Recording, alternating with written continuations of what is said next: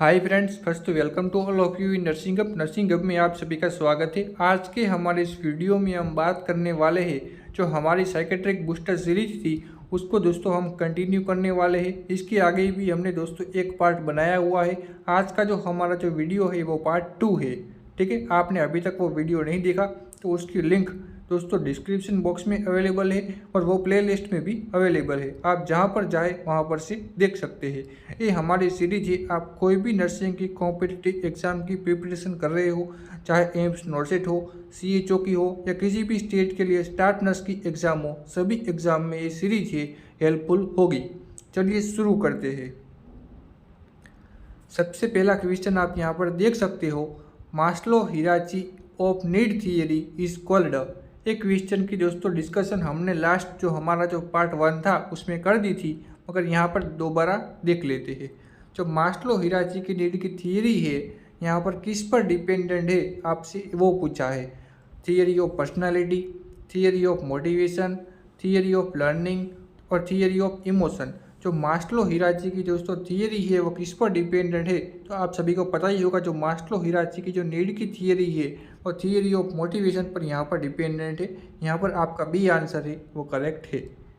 आगे बात करते हैं। आप यहाँ पर देख सकते हो कि मास्लो हिराची की दोस्तों नीड की थियरी है, आप यहाँ पर देख सकते हो किस पर डिपेंडेंट है, मोटिवेशन पर डिपेंडेंट है। ठीक है, एक पॉइंट आपको ये याद रखना है। इसके बाद दोस्तों हम यहाँ पर बात करते हैं। यहाँ पर सबसे यहाँ पर लोएस्ट प्रायोरिटी हमें लाइफ जीने के लिए कौन सी चीज़ की यहाँ पर ज़रूरी होती है, इम्पोर्टेंट होती है, कौन सी चीज़ है कि यहाँ पर हमें ज़्यादा ज़रूरत होती है। सबसे पहले यहाँ पर आप देख सकते हो, फर्स्ट यहाँ पर फिजियोलॉजिकल नीड होती है। उसमें क्या क्या होता है, इसमें एयर होता है, वाटर होता है, फूड होता है, शेल्टर होता है, स्लीप होता है, क्लोथिंग होता है और रिप्रोडक्शन होता है। ये सभी हमारे लाइफ के लिए, लाइफ को मेंटेन करने के लिए सभी बेसिक नीड है। उसको बोलते हैं फिजियोलॉजिकल नीड बोलते हैं। इसको यहाँ पर बेसिक नीड भी बोल सकते हैं। हमें लाइफ को मेंटेन करने के लिए ये सभी नीड को फुलफिल होना ज़रूरी है। जब भी हमारी फिजियोलॉजिकल नीड कंप्लीट हो जाएगी उसके बाद हमारी दूसरी डिज़ायर यहाँ पर सेफ्टी नीड होगी।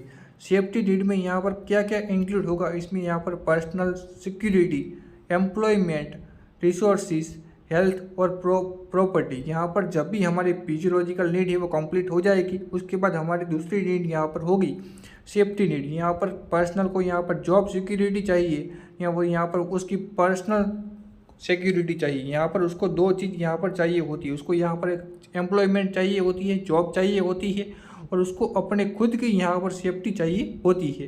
वो होगी सेफ्टी नीड होगी। ये दोनों नीड यहाँ पर कंप्लीट हो जाती है। उसके बाद तीसरी नीड होती है, वो नीड क्या होती है, वो नीड होती है लव एंड बिलोंगिंग। उसमें क्या होता है, उसमें यहाँ पर उसको फ्रेंडशिप चाहिए होता है, उसको फैमिली चाहिए होता है और सेंस ऑफ कनेक्शन चाहिए होता है। यहाँ पर फैमिली मेम्बर से उसे लव चाहिए होता है, दोस्त उसको वो अपने दोस्त बनाता है, दोस्तों से उसको फ्रेंडशिप के दौरान उसको यहाँ पर लव मिलता है। यहाँ पर काफ़ी सारे रिलेशनशिप यहाँ पर डेवलप होते हैं। उस नीड को बोलते हैं लव एंड बिलोंगिंग। ठीक है, आगे बात करते हैं। हमारे तीनों नीड यहाँ पर कंप्लीट हो जाती है उसके बाद यहाँ पर होता है सेल्फ स्टीम होता है। ठीक है, यहाँ पर क्या होता है, सेल्फ स्टीम होता है। ठीक है, और यहाँ पर हमारी जो लास्ट में नीड होती है 5 नंबर की नीड है वो है सेल्फ एक्चुअलाइजेशन। ठीक है, desire to become the most the one can be. यहाँ पर लास्ट नीड होती है सेल्फ एक्चुअलाइजेशन नीड। यहाँ पर 3 क्वेश्चन बनते हैं। पहला क्वेश्चन तो मैंने आपको यहाँ पर बता दिया, ये किस पर डिपेंडेंट है, ये मोटिवेशन पर डिपेंडेंट है। यहाँ पर दूसरा क्वेश्चन ये बनता है, सबसे बेसिक नीड कौन सी है according to Maslow hierarchy need theory, what is a basic need. यहाँ पर आपसे पूछ लेता है तो वो होती है फिजियोलॉजिकल नीड होती है। फिजियोलॉजिकल नीड में भी कौन कौन सी होती है, यहाँ पर आप देख सकते हो, एयर होता है, वाटर होता है, फूड होता है। ये सभी हमारी फिजियोलॉजिकल नीड होती है। ठीक है, यहाँ पर हमें नीचे से ऊपर जाना है। ठीक है, नीचे से ऊपर जाना है। ठीक है, और एक क्वेश्चन यहाँ पर ये बन सकता है कि according to Maslow hierarchy need theory what is the highest need of human. ठीक है, यहाँ पर अकॉर्डिंग टू मास्लो हिराची के नीड के थियरी के आधार पर ह्यूमन की सबसे हाईएस्ट नीड, हाईएस्ट प्रायोरिटी की नीड कौन सी है, तो यहाँ पर उसका आंसर होगा सेल्फ एक्चुअलाइजेशन। ठीक है, यहाँ पर 3 पॉइंट आपको याद रखने हैं। आगे बात करते हैं नेक्स्ट। यहाँ पर आप देख सकते हो साइको एनालिटिकल थियरी। कौन सी थियरी है, साइको एनालिटिकल थियरी। सबसे पहला क्वेश्चन यहाँ पर ये बनता है कि साइको एनालिटिकल थियरी है वो यहाँ पर किसने दी थी, तो साइको एनालिटिकल थियरी वो यहाँ पर सिगमंड फ्रॉइड ने दी थी। किसने दी थी? सिगमंड फ्रॉइड ने दी थी। वो गिवन साइको एनालिटिकल थियरी, तो सिगमंड फ्रॉइड। कौन सा आंसर होगा? Sigmund Freud. अब साइको एनालिटिकल थियरी में दोस्तों इसका डिटेल से बात करते हैं। तो साइको एनालिटिकल थियरी में यहाँ पर 3 कंपोनेंट होते हैं। कितने कंपोनेंट होते हैं? 3 कंपोनेंट होते हैं। एक होता है ईड होता है, यहाँ पर सुपर ईगो होता है और ईगो होता है। 3 कंपोनेंट होते हैं। उसमें कौन कौन सा होता है? ईड होता है, सुपर ईगो होता है और ईगो होता है। ये 3 कंपोनेंट यहाँ पर होता है। ठीक है, यहाँ पर सबसे पहले ईड के बारे में हम बात करेंगे। तो ईड का मतलब क्या होता है? I want to do that now. ये चीज़ है वो मुझे अभी करनी चाहिए, ये मुझे अभी करना है। इसका मतलब वो प्लेजर प्रिंसिपल पर यहाँ पर काम करता है। ईड है वो यहाँ पर प्लेजर प्रिंसिपल पर काम करता है। उसके बाद यहाँ पर हम देखते हैं सुपर ईगो। सुपर ईगो में क्या लिखा हुआ है? It's not right to do that. यहाँ पर ये चीज़ यहाँ पर सही नहीं है तो मुझे ये नहीं करना चाहिए। ठीक है, ये चीज़ यहाँ पर सही नहीं है तो मुझे नहीं करना चाहिए। और यहाँ पर लास्ट में क्या है? ईगो। ईगो में क्या लिखा हुआ है? Maybe we can compromise. हम यहाँ पर कॉम्प्रोमाइज़ कर सकते हैं। इस दोनों के बीच यहाँ पर बैलेंस बनाने का काम करता है, वो करता है ईगो करता है। ठीक है, यहाँ पर इसको हम एग्जाम्पल के साथ समझते हैं। मान लो एक फैमिली है, फैमिली में यहाँ पर 3 मेंबर है। ठीक है, एक हस्बैंड है, एक वाइफ है और यहाँ पर मदर। 3 मेंबर यहाँ पर मौजूद है।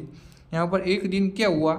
वाइफ ने अपने हस्बैंड से बोला कि आज घर में खाना नहीं बनेगा, आज हम सभी लोग बाहर खाना खाने होटल में जाएंगे। ठीक है, तब हस्बैंड ने यहाँ पर वाइफ को परमिशन दे दी कि आज हम बाहर खाना खाने जाएंगे।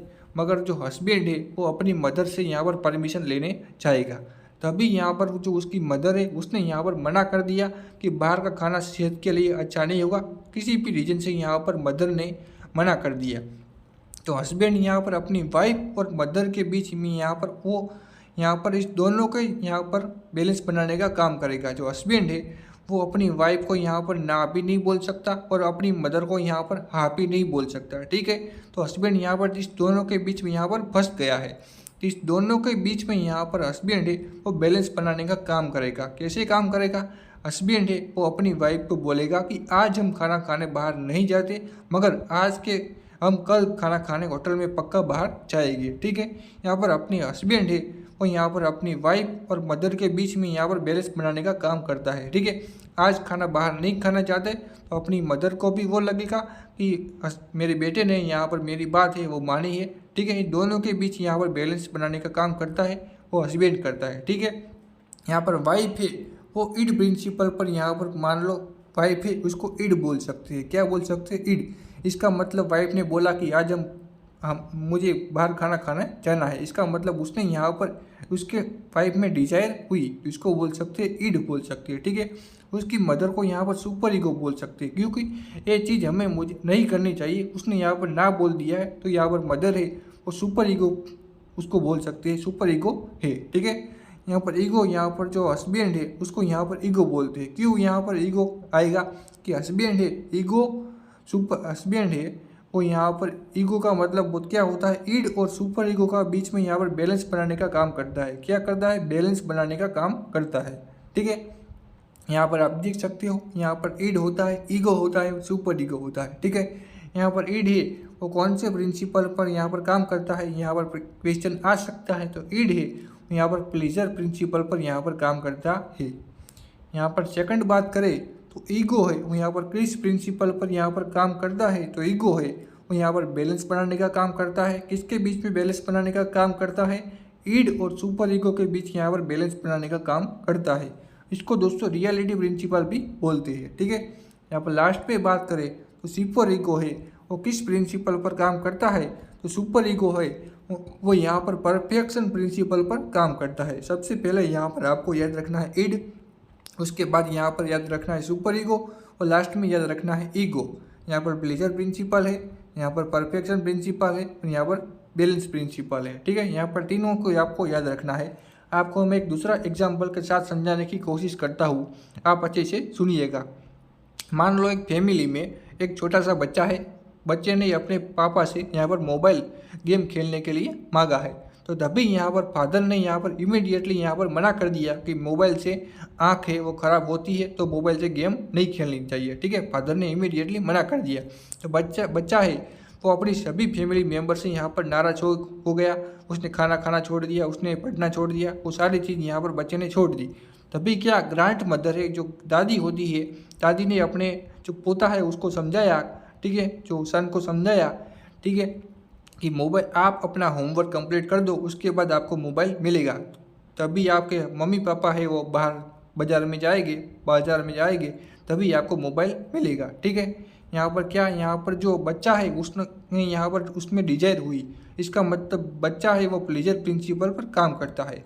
उसके फादर ने यहाँ पर इमीडिएटली मना कर दिया, तो यहाँ पर वो क्या हो गए, वो यहाँ पर सुपर ईगो हो गए। और ग्रैंड मदर ने यहाँ पर क्या करने का काम किया, ग्रैंड मदर ने यहाँ पर बैलेंस बनाने का काम किया बच्चे के और यहाँ पर अपने फादर के बीच यहाँ पर बैलेंस बनाने का काम किया है। तो जो ग्रैंड मदर है उसको यहाँ पर हम ईगो बोल सकते हैं, बच्चे को यहाँ पर इड बोलते हैं और फादर को यहाँ पर सुपर ईगो बोलते हैं। उम्मीद है वो यहाँ पर आपको टॉपिक है समझ में आ गया होगा। आगे बात करते हैं नेक्स्ट क्वेश्चन, यहाँ पर नेक्स्ट टॉपिक में। तो यहाँ पर नेक्स्ट टॉपिक क्या है, साइकोसेक्सुअल थियरी।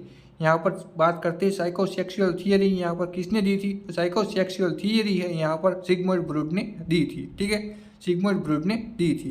यहाँ पर कौन सी, यहाँ पर ओरल स्टेज होती है, एनल स्टेज होती है, फैलिक स्टेज होती है, लेटेंसी स्टेज होती है और जेनेटर स्टेज होती है। यहाँ पर 5 स्टेज होती है। कितनी स्टेज होती है, 5 स्टेज होती है। ठीक है, यहाँ पर ओरल स्टेज में यहाँ पर एज क्या होती है, 0 से लेकर यहाँ पर 18 मंथ्स यहाँ पर स्टेज होती है। ठीक है, उसकी एज होती है।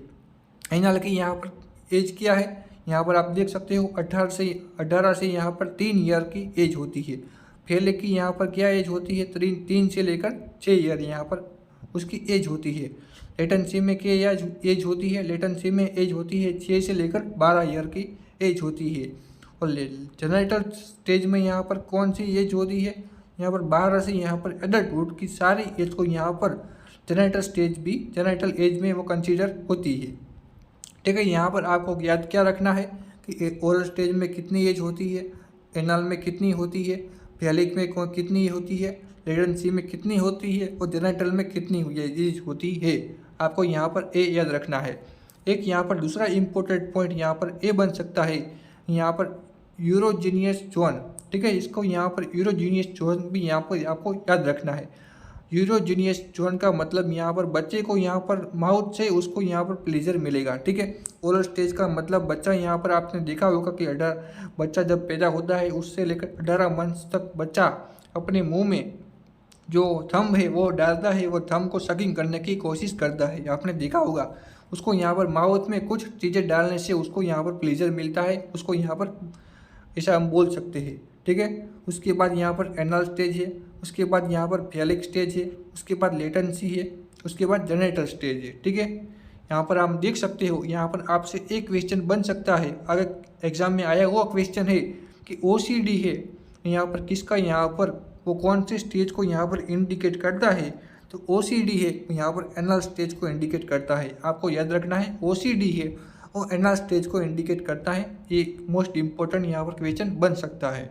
ठीक है, आगे बात करते हैं नेक्स्ट क्वेश्चन। यहाँ पर काफ़ी इंपॉर्टेंट क्वेश्चन है, एक बार एग्जाम में आया हुआ क्वेश्चन है कि Oedipus complex is seen in. जो ओडिपस कॉम्प्लेक्स है वो किस में देखने को मिलता है, आपसे ये पूछा है। ठीक है, ओडिपस कॉम्प्लेक्स में यहाँ पर सबसे पहले आपको बता दूँ कि ओडिपस कॉम्प्लेक्स है यहाँ पर दोस्तों यहाँ पर फैलिक स्टेज में देखने को मिलता है। कौन सी स्टेज में देखने को मिलता है, फैलिक स्टेज में। यहाँ पर ओडिपस कॉम्प्लेक्स में यहाँ पर जो ओडिपस कॉम्प्लेक्स का मतलब वो मेल को इंडिकेट करता है और इलेक्ट्रा कॉम्प्लेक्स है वो यहाँ पर फीमेल को इंडिकेट करता है। ठीक है, यहाँ पर फैलिक स्टेज में क्या होता है, मान लो मेल चाइल्ड है, बच्चा जो मेल है वो मेल बच्चे को यहाँ पर मेल बच्चा है उसको यहाँ पर अपनी मदर से वो अट्रैक्शन होगा। ठीक है, बच्चा मेल है तो अपनी मदर से होगा और बच्चा यहाँ पर फीमेल चाइल्ड है तो उसको अपनी फादर से यहाँ पर अट्रैक्शन होगा। इसको यहाँ पर ओडिपस कॉम्प्लेक्स इलेक्ट्रा कॉम्प्लेक्स बोलते हैं। ठीक है, ओडिपस कॉम्प्लेक्स का मतलब क्या है, मेल चाइल्ड को अपनी मदर से अट्रैक्शन होगा और इलेक्ट्रा कॉम्प्लेक्स का मतलब फीमेल चाइल्ड है तो यहाँ पर फीमेल चाइल्ड को अपने फादर से अट्रैक्शन होगा। इसको यहाँ पर इलेक्ट्रा कॉम्प्लेक्स बोलते हैं। यहाँ पर आपको क्या दिया हुआ है, ओडिपस कॉम्प्लेक्स सीन इन यहाँ पर किस में देखने को मिलता है? आप सभी को पता ही होगा कि ये मेल में देखने को मिलता है, तो गर्ल तो यहाँ पर आंसर नहीं होगा, बॉय यहाँ पर आंसर होगा। यहाँ पर बॉय में कौन सी एज को में देखने को मिलता है? तो आप यहाँ पर देख सकते हो फेलिक स्टेज यहाँ पर कौन सी एज में होती है? 3 से यहाँ पर 6 ईयर की एज में फेलिक स्टेज होती है, और फेलिक स्टेज में यहाँ पर ओडिपस कॉम्प्लेक्स देखने को मिलता है। तो यहाँ पर आपका बी आंसर है, वो राइट आंसर है, B answer is correct. Next हम यहाँ पर बात करने वाले हैं साइको सोशियल थियरी के बारे में। साइको सोशियल थियरी दोस्तों बहुत इंपॉर्टेंट टॉपिक है, यहाँ पर से दोस्तों क्वेश्चन बन सकता है। सबसे पहला क्वेश्चन दोस्तों यहाँ से ये बन सकता है कि साइको सोशियल थियरी है वो यहाँ पर किसने दी थी? Who is a given psycho social theory? यहाँ पर सिगमंड फ्रॉइड ने साइको सोशियल थियरी दी थी। किसने दी थी? तो सिगमंड फ्रॉइड ने दी थी। ठीक है, यहाँ पर से क्या क्वेश्चन बन सकता है? आप यहाँ पर टेबल पे देख पा रहे होगे, आपको यहाँ पर एज ग्रुप याद रखना है। उसके बाद यहाँ पर जो स्टेज है वो आपको याद रखना है। आपको एज ग्रुप याद रखना है, और एज ग्रुप के सामने कौन सा स्टेज होगा वो यहाँ पर आपको याद रखना है। यहाँ पर कौन कौन से एज ग्रुप है? यहाँ पर इन्फेंट है, टोडलर है, प्री स्कूल है, स्कूल एज है, एडोलेशन है, यंग एडल्ट है, मिडल एडल्ट है, और मैच्योरिटी। यहाँ पर आप एज ग्रुप देख सकते हो। इसके सामने यहाँ पर एज भी लिखी हुई है, और उसके पास में यहाँ पर स्टेज लिखा हुआ है। सीधा क्वेश्चन दोस्तों यहाँ से बन सकता है, मान लो आपको ऐसा पूछ ले कि यहाँ पर जो टोडलर होता है, यहाँ पर टोडलर एज ग्रुप में यहाँ पर कौन सा स्टेज होता है? तो आपको पता होना चाहिए उसमें ऑटोनॉमी और सेम ऐसा स्टेज होता है। यहाँ पर आपको सीधा एज ग्रुप याद रखना है और स्टेज याद रखना है। ठीक है, यहाँ पर आप सभी एज देख सकते हो। इन्फेंट की एज यहाँ पर कितनी कंसीडर की है? यहाँ पर बर्थ से लेकर 18 मंथ यहाँ पर इन्फेंट की एज बताई है। टोडलर की यहाँ पर एज है 18 मंथ से लेकर 3 साल तक। प्री स्कूल की है 3 से लेकर 6 साल की। स्कूल एज की यहाँ पर है 6 से लेकर 12 साल की। यहाँ पर एडोलेशन की एज है 12 साल से 19 साल। यहाँ पर यंग एडल्ट की एज है 20 से लेकर 40। यहाँ पर मिडल एडल्ट की एज है यहाँ पर 41 से 65, और मैच्योरिटी की एज है यहाँ पर 65 से देर तक एज को मैच्योरिटी कंसीडर करेंगे। यहाँ पर इस स्टेज को याद कैसे करेंगे? तो आपको स्टेज को याद रखने के लिए सबसे पहले हमने एक यहाँ पर आपके लिए एक शॉर्ट ट्रिक बनाई हुई है, वहाँ पर से दोस्तों आपको इजीली याद हो जाएगा। तो हम यहाँ पर शॉर्ट ट्रिक देखते हैं। इसके लिए दोस्तों हमने एक न्यूमोनिक बनाया हुआ है, आपको इस न्यूमोनिक की मदद से याद हो जाएगा। क्या न्यूमोनिक है? आप यहाँ पर देख सकते हो, हमारा न्यूमोनिक है टाई 4GE। यहाँ पर एक ताई है, ताई का मतलब यहाँ पर आंटी है। ठीक है, इससे हमारे याद रखने के लिए बनाया हुआ है। यहाँ पर सिर्फ आपको याद रखना है कि टाई 4GE, यहाँ पर ताई इसका मतलब आंटी है, और यहाँ पर वो अभी गांव में रह रही है, इसीलिए गांव में अभी तक 5G नेटवर्क नहीं आया हुआ है, इसीलिए यहाँ पर ताई है।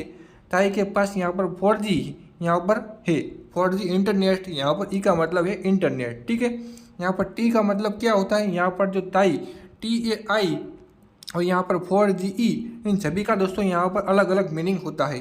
टी का मीनिंग क्या होगा? सबसे पहला टी का मीनिंग यहाँ पर ट्रस्ट होता है। उसके बाद ए आया तो ए का मीनिंग क्या होगा? ए का मीनिंग होगा ऑटोनॉमी होगा। फिर यहाँ पर जो हमारा जो आई है वो यहाँ पर 4 बार आएगा। आई है वो 4 टाइम आएगा। कितनी बार आएगा? वो 4 टाइम आएगा। सबसे पहले उसका मीनिंग है इनिशिएटिव, फिर इसका मीनिंग है इंडस्ट्री, फिर इसका मीनिंग है आइडेंटिटी, और लास्ट में उसका मीनिंग है इंटमसी। यहाँ पर आप देख सकते हो आई है वो हमारा 4 टाइम आया, इसलिए हमने यहाँ पर आई के आगे 4 लिखा हुआ है। इसके बाद जी है तो जी का मीनिंग क्या होगा? जी का मीनिंग होगा जनरेटिविटी। क्या होगा? जनरेटिविटी। और ई का मीनिंग होगा ईगो इंटीग्रिटी। क्या होगा? ई का मीनिंग होगा ईगो इंटीग्रिटी। ठीक है, यहाँ पर आपको कोई सभी को याद रखना है। आपको इसको एक अपने पास अपने नोट्स में इसे लिख लीजिए। आप चाहे तो इसका स्क्रीनशॉट भी ले लीजिए, आपको ऐसा आसानी से याद हो जाएगा। आप इसको 1 या 2 बार रिवाइज करोगे, यहाँ पर आपको सभी याद हो जाएगा। यहाँ पर ट्रस्ट होगा, ऑटोनॉमी होगा, इनिशिएटिव होगा, इंडस्ट्री होगा, आइडेंटिटी होगा, इंटमसी होगा, जनरेटिविटी होगा, और यहाँ पर ईगो इंटीग्रिटी है। यहाँ पर आपको सभी याद हो जाएगा। ठीक है, हमारी ट्रिक यहाँ पर क्या थी? Tie 4GE। पर हम आगे बात करते हैं कि सिगमंड फ्रॉइड ने यहाँ पर कौन कौन सी थियरी यहाँ पर दी थी। तो सिगमंड फ्रॉइड ने यहाँ पर 2 थियरी यहाँ पर दी थी, साइकोसेक्सुअल थियरी और दूसरी थी psycho analytical theory. Psychosexual theory की हमने आगे बात की, और साइको एनालिटिकल थियरी कौन सी theory? Psycho analytical theory id ego super ego वाली थियरी साइको एनालिटिकल थियरी। आगे हम बात करते हैं जो साइको सोशियल थियरी है वो किसने दी थी। जो साइको सोशियल थियरी है वो यहाँ पर एरिक एरिक्सन ने दी थी। किसने दी थी? एरिक एरिक्सन ने दी थी। यहाँ पर कंफ्यूज नहीं होना, साइको सोशियल पूछे तो एरिक एरिक्सन करना, और साइको सेक्सुअल पूछे तो सिगमंड फ्रॉइड करना। ठीक है, आगे बात करते हैं दोस्तों आईक्यू के बारे में। यहाँ पर सीधा क्वेश्चन बन सकता है दोस्तों आईक्यू का। दोस्तों आपको फॉर्मूला पूछ सकता है कि आईक्यू हम कैसे निकालते हैं। यहाँ पर जो हमारी जो मेंटल एज होती है उसको यहाँ पर क्रोनोलॉजिकल एज से डिवाइड करते हैं और लास्ट में इन दोनों को यहाँ पर 100 से मल्टीप्लाई करते हैं तो हमारा आईक्यू मिलता है। दोस्तों मेंटल एज को क्रोनोलॉजिकल एज से डिवाइड करते हैं और लास्ट में उसको मल्टीप्लाई करते हैं 100 के साथ तो हमारा आईक्यू मिलता है। दोस्तों काफ़ी इम्पोर्टेंट है, इसको भी याद रख लेना। यहाँ पर आईक्यू लेवल होता है वो माइल्ड होता है, तो उसमें कितना होता है? माइल्ड में यहाँ पर 50 से 70 के बीच में होता है। यहाँ पर मॉडरेट में कितना होता है? 35 से 50 के बीच में होता है। सीवियर में कितना होता है? 35 से 20 के बीच में होता है। और प्रोफाउंड में कितना होता है? तो लेस देन 20 होता है, वो प्रोफाउंड में होता है। ठीक है, यहाँ पर आया हुआ क्वेश्चन है कि माइल्ड आईक्यू लेवल कितना होता है, तो माइल्ड आईक्यू लेवल होता है 50 से 70 के बीच में। ठीक है, आज की वीडियो में इतना ही। आपको वीडियो अच्छा लगा हो तो वीडियो को लाइक कीजिए, अपने दोस्तों के साथ शेयर कीजिए और हमारे चैनल नर्सिंग हब को सब्सक्राइब करने के साथ साथ पास में रहे बेल आइकन को भी प्रेस कीजिए। हम जल्दी मिलते हैं तीसरे पार्ट के साथ।